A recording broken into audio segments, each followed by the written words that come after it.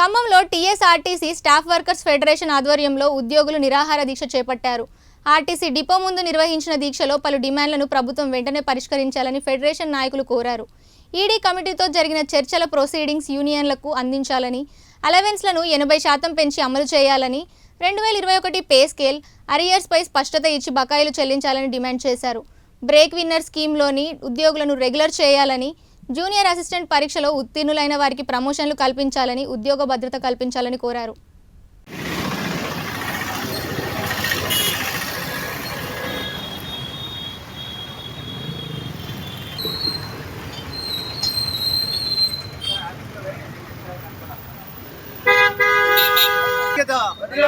RTC కార్మికుల ఐక్యత, staff and workers federation,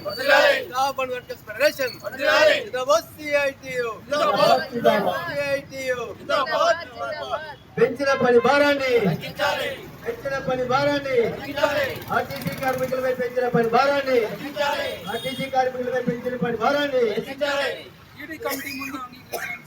ఈడీల కమిటీలో అంగీకరించిన అంశాలను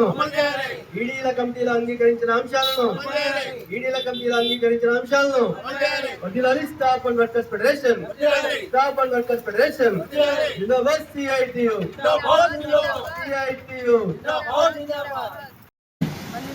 ఆర్టీసీ యాజమాన్యం ఇటీవల కాలంలో జరిపినటువంటి చర్చలు 17 అంశాలు యాజమాన్యం అంగీకరించినటువంటి 17 అంశాలని 3 నెలల కన్నప్పటికీ కూడా ఇప్పటికీ అమలు చేయనటువంటి పరిస్థితి ఉంది.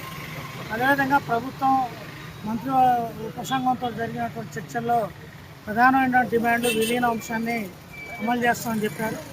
విలీనం కమిటీలో గుర్తింపు సంఘాన్ని పెట్టి మన విలీన ప్రక్రియ ప్రారంభం చేస్తామని చెప్పారు. కానీ ఇప్పటికీ విలీన ప్రక్రియకు సంబంధించిన అంశాలు ఎలాంటి పురోగతి లేదు. ఆర్టీసీలో గుర్తింపు సంఘాల ఎన్నికలు జరగకుండా విలీన ప్రక్రియ ప్రారంభమయ్యేటువంటి అవకాశం లేదు. కాబట్టి వెంటనే మన ప్రభుత్వం ఆర్టీసీలో గుర్తింపు ఎన్నికలు జరిపి విలీన ప్రక్రియను ప్రారంభించాలని చెప్పి డిమాండ్ చేస్తూ ఉన్నాం. అదేవిధంగా ఉద్యోగ భద్రత అనేది ఆర్టీసీలో ఎండమావిగా మిగిలిపోయింది. గత 40 సంవత్సరాలుగా ఆర్టీసీలో డ్రైవర్ కండక్టర్ల ఉద్యోగ భద్రత ప్రశ్నార్థకంగా మిగిలిపోయినటువంటి పరిస్థితి. దీని మీద చర్చల్లో ఎగ్జిక్యూటివ్ డైరెక్టర్లు అంగీకరించారు, ఒక కమిటీని కూడా వేశారు. కానీ ఇప్పటివరకు కూడా దాంట్లో ఎలాంటి పురోగతి లేనటువంటి పరిస్థితి ఉంది. అదేవిధంగా 2013 కంటే ముందు ఉన్నటువంటి ఎలవెన్స్లు ఏదైతే ఉన్నాయో అవే ఇవాళ కొనసాగుతూ ఉన్నాయి. చర్చల్లో 80% ఎలవెన్స్లు పెంచడానికి యాజమాన్యం అంగీకరించింది. కానీ ఇప్పటివరకు దాని మీద ఎలాంటి సర్క్యులర్ కూడా ఇవ్వనటువంటి పరిస్థితి ఉంది. అదేవిధంగా బ్రెడ్ విన్నర్ స్కీమ్లో అపాయింట్ అయినటువంటి కార్మికులందరినీ కూడా అపాయింట్ రోజునే రెగ్యులర్ చేయాలని చెప్పి యాజమాన్యం అంగీకరించింది. కానీ ఈ రోజు వరకు కూడా వాటిని సర్కిల్ రూపంగా కింది తీసుకొచ్చినటువంటి పరిస్థితి లేదు. అదేవిధంగా పని కంట్రోల్ అనేది గతంలో కార్మిక సంఘాలు లేనటువంటి పరిస్థితుల్లో మరి యాజమాన్యం ఇష్టారాజ్యంగా కిలోమీటర్లు పెంచి పని భారం పెంచారు. దాని మీద కూడా చర్చ జరిగింది. మొత్తం ఈ రోజు ఉన్నటువంటి రాష్ట్ర వ్యాప్తంగా ఉన్నటువంటి అన్ని డిపోల్లో కూడా పని భారాన్ని తగ్గిస్తామని చెప్పి హామీ ఇచ్చారు. కానీ యాజమాన్యం పైన హెడ్ ఆఫీస్ లెవెల్లో ఒక ఆదేశాలు ఇస్తే కింద డిపో స్థాయిలో మరో రకంగా డిపో మేనేజర్లు నిర్ణయం తీసుకుంటా ఉన్నారు.